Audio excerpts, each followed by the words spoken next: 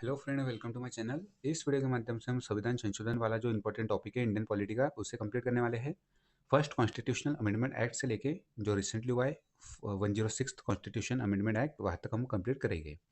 तो चलिए स्टार्ट करते हैं। मोस्ट इंपॉर्टेंट हम जो अमेंडमेंट है वह देखने वाले हैं। प्रथम संविधान संशोधन अधिनियम 1951, इसके थ्रू 9 शेड्यूल को इंट्रोड्यूस किया गया था कॉन्स्टिट्यूशन में, 9वीं अनुसूची, जिसके तहत भूमि सुधार जो कानून है वे रखे जाते हैं। सेकंड, आपको पता होना चाहिए इसके थ्रू जॉब वगैरह में और एजुकेशन इंस्टीट्यूशन में पिछड़ा वर्ग के लिए विशेष प्रावधान किया गया था।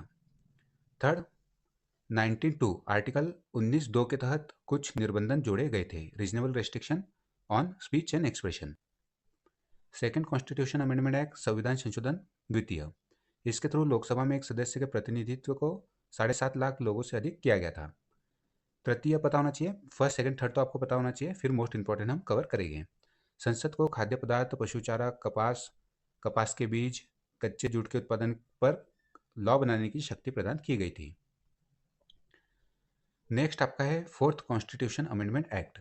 इसके थ्रू किसी व्यापार को राष्ट्रीयकृत बनाने के लिए राज्यों को अधिकार दिए गए थे। ठीक है, नेशनलाइजेशन किया जा सकता था किसी भी कंपनीज का, पीएसयू का, through fourth constitution amendment act. फिर इसके बाद जो इंपॉर्टेंट है सेवन्थ कॉन्स्टिट्यूशन अमेंडमेंट एक्ट। इसके माध्यम से 4 वर्गों की समाप्ति की गई थी, जो भाग ए, बी, सी और डी में बटे हुए थे, और 14 राज्य और 6 केंद्र शासित प्रदेशों का गठन किया गया था। ठीक है, ये पूछा आता है, काफ़ी इंपॉर्टेंट है। सेवन्थ कॉन्स्टिट्यूशन अमेंडमेंट एक्ट, जिसके माध्यम से 14 राज्य और 6 केंद्र शासित प्रदेशों का गठन किया गया था। 2 या उससे अधिक राज्यों के बीच सामूहिक न्यायालय, common high court for 2 and more state, 231 के तहत अमेंडमेंट करके ये प्रोविजन इंट्रोड्यूस किया गया था। ठीक है। नेक्स्ट जो है नाइन्थ कॉन्स्टिट्यूशन अमेंडमेंट एक्ट, इसके माध्यम से, इसे हम बेरुबारी यूनियन केस भी कहते हैं, इसके माध्यम से भारत पाक समझौते के अनुसार पाकिस्तान को बेरुबारी संघ के भारतीय राज्य क्षेत्र का समर्पण किया गया था। तो ninth constitution amendment act, Berubari case हुआ था सुप्रीम कोर्ट में। फिर जो इंपॉर्टेंट है टेंथ कॉन्स्टिट्यूशन अमेंडमेंट एक्ट 1961, इसके माध्यम से दादर और नगर हवेली को भारतीय संघ में जोड़ा गया था। फिर twelfth constitution amendment act, Goa, दमन एवं दीव को भारतीय संघ में शामिल किया गया था, यह भी इंपॉर्टेंट है। 12वें संविधान संशोधन के माध्यम से गोवा, दमन दीव को भारतीय संघ में शामिल किया गया था।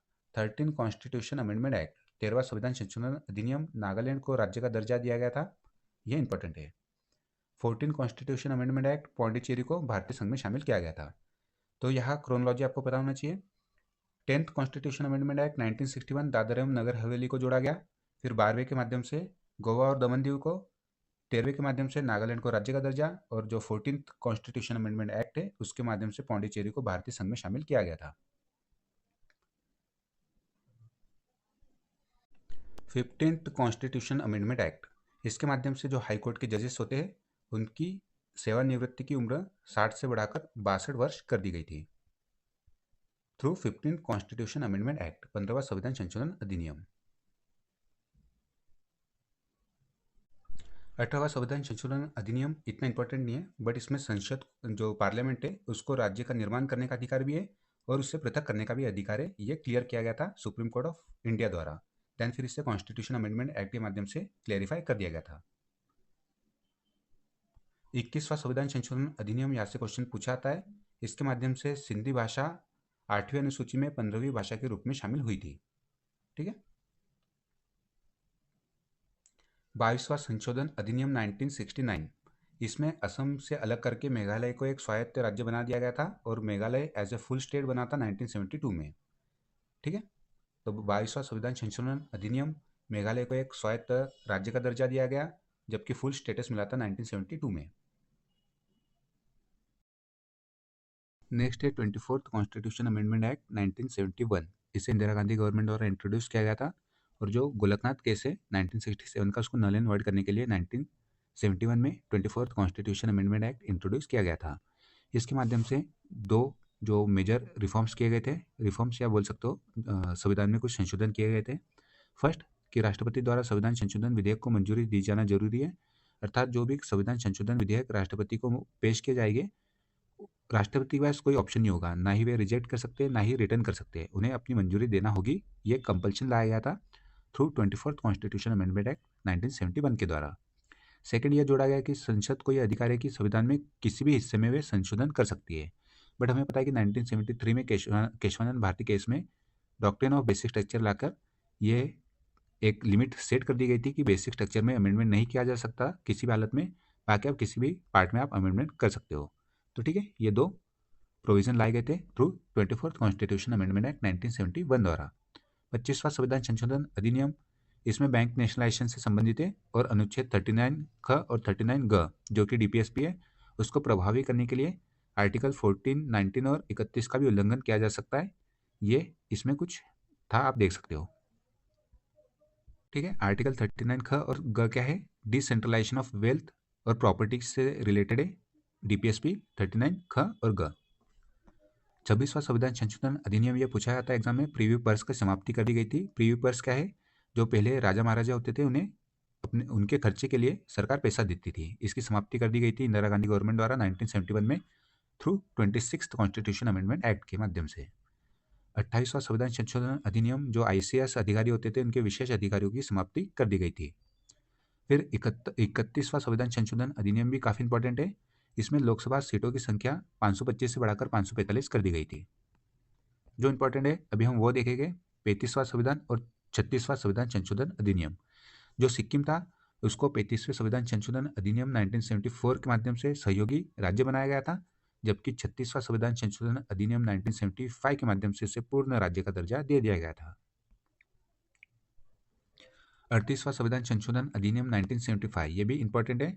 यहाँ से आप देख सकते हो, राष्ट्रपति द्वारा आपातकाल की घोषणा गैरवाद योग्य होगी, जिससे बाद में नल एंड वॉइड कर दिया गया था। ऐसा नहीं कि राष्ट्रपति आपातकाल अपने मन मर्जी से लगा देता है और इसे कोर्ट में भी आप मतलब उसका रिव्यू न कर सके। ठीक है, ये लेटर नल एंड वॉइड हो गया था। 41वां संविधान संशोधन अधिनियम, राज्य लोक सेवा आयोग के जो सदस्य होते हैं उनकी रिटायरमेंट की आयु 60 वर्ष से बढ़ाकर 62 वर्ष कर दी गई थी। यहाँ से आप देख सकते हो। जो 42वां संविधान संशोधन अधिनियम, इंडियन कॉन्स्टिट्यूशन का मोस्ट इंपॉर्टेंट अमेंडमेंट, जिसे लघु संविधान के नाम से जानते हैं, और इसे स्वर्ण सिंह कमेटी की सिफारिश पर 1976 में थ्रू 42वें संविधान संशोधन अधिनियम द्वारा इंट्रोड्यूस किया गया था। तो आइए इसके माध्यम से क्या क्या जोड़ा गया था संविधान में जानते हैं। जो प्रियम्बल है, कॉन्स्टिट्यूशन की प्रस्तावना है, उसमें 3 शब्द जोड़े गए थे: समाजवादी, धर्मनिरपेक्ष, अखंडता। ठीक है। सेकेंड, इसमें जो जोड़ा गया था मूल कर्तव्य, भाग 4A में। थर्ड, काफ़ी इंपॉर्टेंट है, प्रशासनिक अधिकरण, प्रशासनिक ट्रिब्यूनल्स, जो कि भाग 14A है, उसे इंट्रोड्यूस किया गया था through 42nd constitution amendment act के माध्यम से। इसमें एक चीज़ और कर दी गई थी, लोकसभा और विधानसभा का जो कार्यकाल है 5 वर्ष से 6 वर्ष कर दिया गया था। बट 44वें संविधान संशोधन द्वारा फिर से 6 वर्ष से 5 वर्ष लोकसभा और विधानसभा का कार्यकाल कर दिया गया था। ठीक है, ये आपको पता होना चाहिए। पहले बढ़ा दिया गया था 42वें संविधान संशोधन अधिनियम के माध्यम से, फिर से 5 साल कर दिया गया 44वें संविधान संशोधन अधिनियम से, जो हम आगे देखेंगे। नेक्स्ट यहाँ पे आप देख सकते हो 3 नए निर्देशक तत्व जोड़े गए। नीति निर्देशक तत्व, समान न्याय और निःशुल्क विधिक सहायता, जो कि आर्टिकल 39A के तहत जोड़ा गया। फिर उद्योगों के प्रबंधन में कर्मकारों का भाग लेना, जो कि आर्टिकल 43A के माध्यम से जोड़ा गया। और पर्यावरण का संरक्षण तथा संवर्धन, ये जोड़ा गया आर्टिकल 48A के माध्यम से। ठीक है, तो डीपीएसपी में कुछ अमेंडमेंट किए गए 39A, 43A और 48A। नेक्स्ट यहाँ से आप देख सकते हो 5 विषयों को राज्य सूची से समवर्ती सूची में स्थानांतरित कर दिया गया था। 5 सब्जेक्ट आपको पता होना चाहिए, यहाँ से डेफिनेटली क्वेश्चन पूछे जाते हैं। 5 ऐसे कौन से सब्जेक्ट है जिसे स्टेट लिस्ट से कॉन्करेंट लिस्ट में डाला गया था? तो ये 5 है: एजुकेशन, शिक्षा, वन, फॉरेस्ट, वन्यजीव, नापतोल और न्याय प्रशासन। नेक्स्ट 18 नंबर का पॉइंट काफ़ी इंपॉर्टेंट है, ये भी पूछा जाता है। अखिल भारतीय विधिक सेवा के निर्माण की व्यवस्था, ऑल इंडिया जुडिशियल सर्विसेज के निर्माण की व्यवस्था की गई थी through 42nd constitution amendment act, but ये प्रभाव में नहीं आ सका। ठीक है, फिर से हम एक ग्लैंस में देख लेते हैं 42वें संविधान संशोधन अधिनियम 1976 के माध्यम से क्या क्या जोड़ा गया था। फर्स्ट जो प्रियम्बल है, प्रस्तावना है, उसमें 3 शब्द जोड़े गए थे, समाजवादी, धर्मनिरपेक्ष, अखंडता। सेकंड मूल कर्तव्य। थर्ड प्रशासनिक अधिकरण या एडमिनिस्ट्रेटिव ट्रिब्यूनल्स, जो कि हमारा भाग है इंडियन कॉन्स्टिट्यूशन का 14A में। फिर लोकसभा और विधानसभा के कार्यकाल को बढ़ा दिया गया था। 3 नीति निर्देशक तत्व जोड़े गए, 39A, 43A, 48A। फिर 5 जो सब्जेक्ट है उसको राज्य सूची से शिफ्ट करके कॉन्करेंट लिस्ट या समवर्ती सूची में डाला गया था, जिसमें शिक्षा आता है, आपका वन आता है, वन्य जीव आते हैं, नापतोल आते हैं और न्याय प्रशासन आता है। फिर इंपॉर्टेंट है अखिल भारतीय विधिक सेवा के निर्माण की व्यवस्था की गई थी, ये आप देख सकते हो। अब मोस्ट इंपॉर्टेंट आता है 44th constitution amendment act after 42nd constitution amendment act. Second जो मोस्ट इंपॉर्टेंट है वो है आपका 44 कॉन्स्टिट्यूशन अमेंडमेंट एक्ट, जो जैसे विधानसभा और लोकसभा का कार्यकाल बढ़ा दिया गया था, उससे फिर से 5 वर्ष कर दिया गया, यहाँ से आप देख सकते हो।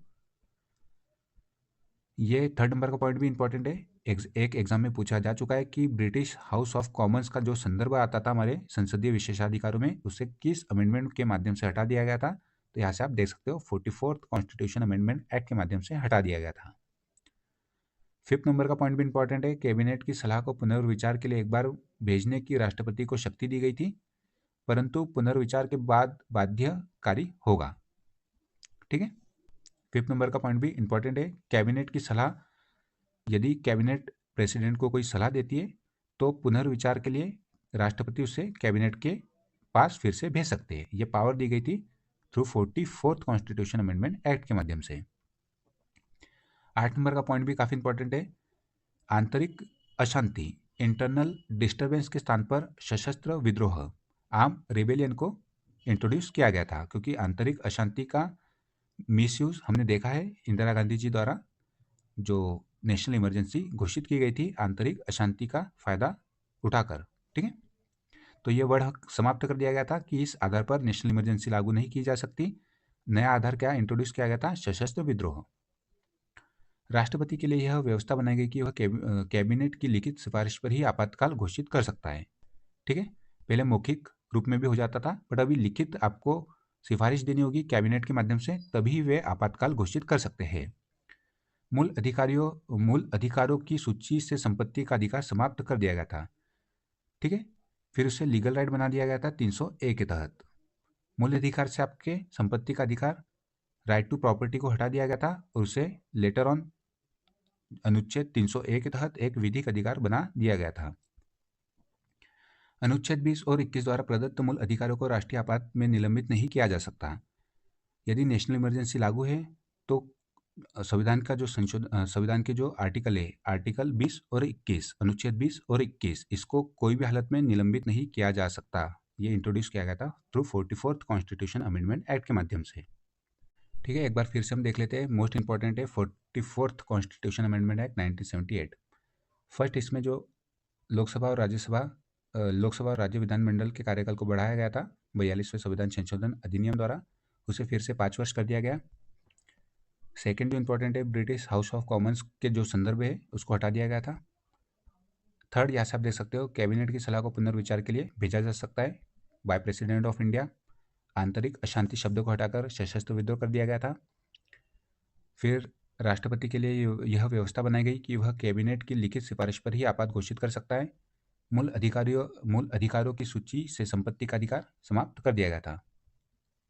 ठीक है, तो ये काफ़ी इंपॉर्टेंट है, जो फंडामेंटल राइट्स थे उसमें से संपत्ति का अधिकार समाप्त कर दिया गया था 44वें संविधान संशोधन अधिनियम के माध्यम से।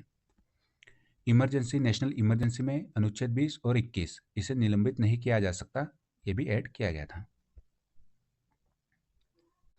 52वां संविधान संशोधन अधिनियम 1985, ये संबंधित है आपका दल बदल कानून से। ये काफ़ी इंपॉर्टेंट है और काफ़ी बार एग्जाम में पूछा जाता है। ठीक है, दल बदल कानून आपको पता होगा, एक पार्टी को छोड़कर जो MP है या MLA है दूसरे पार्टी में यदि जाता है तो उसकी सदस्यता निरस्त हो जाती है दल बदल अधिनियम के माध्यम से। दल बदल कानून लाया गया था 52nd कॉन्स्टिट्यूशन अमेंडमेंट एक्ट 1985 के माध्यम से, 52वां संविधान संशोधन अधिनियम। 58वां इंपॉर्टेंट है 1987, हिंदी भाषा में संविधान का प्राधिकृत पाठ उपलब्ध कराया गया और संविधान के हिंदी पाठ का अंग्रेजी के समान समान मान्यता दी गई थी। ठीक है, जो ओरिजिनल कॉन्स्टिट्यूशन है वो इंग्लिश में लिखा गया था। बाद में 58वां संविधान संशोधन अधिनियम 1987 में उसका हिंदी वर्जन था उससे भी सेम लीगल वैलिडिटी दी गई थी। 61वां संविधान संशोधन अधिनियम 1989 काफ़ी इंपॉर्टेंट है। इसमें लोकसभा एवं विधानसभा चुनाव में मतदान की उम्र 21 वर्ष से घटाकर 18 वर्ष कर दी गई थी।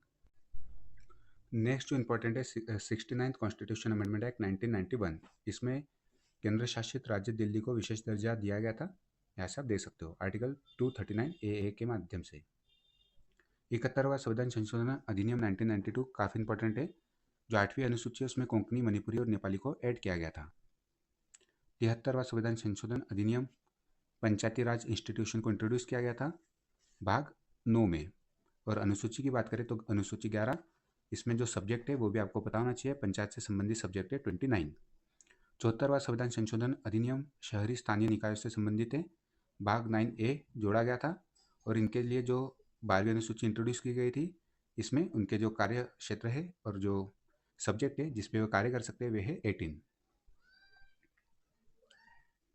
फिर नेक्स्ट जो इंपॉर्टेंट है 84th कॉन्स्टिट्यूशन अमेंडमेंट एक्ट 2001, इसमें लोकसभा में विधानसभा में सीटों की संख्या 2026 तक यही रहेगी जो प्रेजेंट में, वो इससे तय कर दिया गया था। 86वां संविधान संशोधन अधिनियम काफ़ी इंपॉर्टेंट है, प्रारंभिक शिक्षा को मूल अधिकार बनाया गया था, अनुच्छेद 21 का जोड़ा गया, जिसमें आप देख सकते हो राज्यों को 6 से 14 वर्ष के बच्चों के लिए निःशुल्क प्रारंभिक शिक्षा की व्यवस्था करने के लिए कहा गया था। फिर 89th कॉन्स्टिट्यूशन अमेंडमेंट एक्ट 2003 काफ़ी इंपॉर्टेंट है। NC/SC और NC/ST 2 आयोग बनाए गए थे आर्टिकल 338 और आर्टिकल 338A के तहत। जो अनुसूचित जाति आयोग है 338 के तहत और अनुसूचित जनजाति आयोग है 338A के तहत इसका गठन किया गया था। पहले दोनों एक ही थे, इन्हें सेपरेट करने का कार्य किया गया था 89th कॉन्स्टिट्यूशन अमेंडमेंट एक्ट 2003 के माध्यम से। 91वां संविधान संशोधन अधिनियम 2003 काफ़ी इंपॉर्टेंट है। दल बदल कानून को और मजबूती प्रदान की गई थी। यहाँ से आप देख सकते हो केंद्रीय मंत्रिपरिषद में प्रधानमंत्री सहित मंत्रियों की अधिकतम संख्या कितनी हो सकती है, तो यह निर्धारण किया गया था कि 15% से अधिक नहीं हो सकती मंत्री की सीमा। यहाँ आप देख सकते हो राज्यों में मुख्यमंत्री समेत मंत्रियों की अधिकतम संख्या विधानसभा की कुल सदस्य संख्या के 15% से अधिक नहीं होगी। राज्यों में मुख्यमंत्री समेत मंत्रियों की न्यूनतम संख्या 12 से कम नहीं होगी।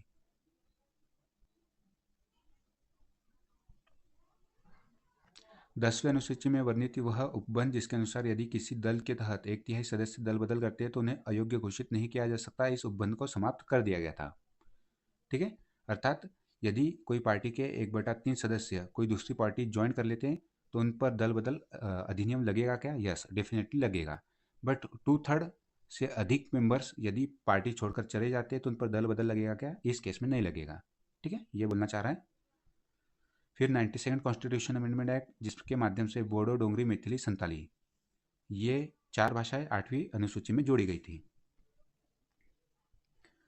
97वां कॉन्स्टिट्यूशन अमेंडमेंट एक्ट सहकारी समितियों को इंट्रोड्यूस किया गया था। यहाँ आप आर्टिकल भी देख सकते हो 43B के तहत। 99वां संविधान संशोधन अधिनियम NGSC लाया था, आपको पता होगा, नेशनल जुडिशियल अपॉइंटमेंट कमेटी, जिसे सुप्रीम कोर्ट द्वारा नल एंड वॉइड कर दिया गया था, अर्थात ये अमेंडमेंट नल एंड वॉइड हो चुका है। 100वां संविधान संशोधन अधिनियम बांग्लादेश को कुछ भूमि हस्तांतरण से संबंधित था, यहाँ से आप देख सकते हो। 101वां संविधान संशोधन GST से संबंधित है। 102वां NCBC national commission for backward class article 338B। और 103वां संविधान संशोधन संबंधित है आपका EWS से। 104वां संविधान संशोधन अधिनियम जो SC/ST वर्ग है उनका आरक्षण 10 साल के लिए बढ़ाया गया है आर्टिकल 334 के तहत। 105वां संविधान संशोधन अधिनियम, इसमें स्टेट गवर्नमेंट को यह पावर दी गई कि वे अपनी OBC लिस्ट मेंटेन कर सकते हैं। 106वां संविधान संशोधन अधिनियम, ये आपको पता होगा काफ़ी ज़्यादा न्यूज़ में है, नारी शक्ति वंदन अधिनियम। इसके तहत जो लोकसभा है और विधानसभा है उसमें महिलाओं को 1/3 सीट रिजर्व की जाएगी। ठीक है, तो यह रहे आपके मोस्ट इंपॉर्टेंट जो अमेंडमेंट है 1 से लेके 106 तक।